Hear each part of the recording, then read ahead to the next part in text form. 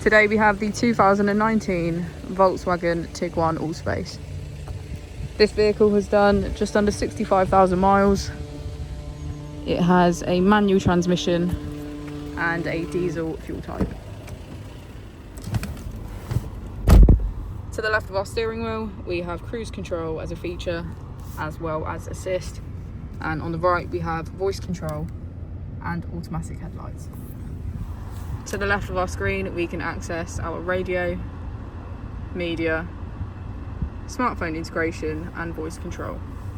On the right, we have navigation, Apple and Android CarPlay, our vehicle settings and menu. If we put the vehicle into reverse, we can see that it comes with Park Pilot, front and rear parking sensors. Just below our screen is our dual zone climate control with heated seats on either side. As we go into the back of the vehicle, we can get a good view of our panoramic roof and see that we have 7 seats in total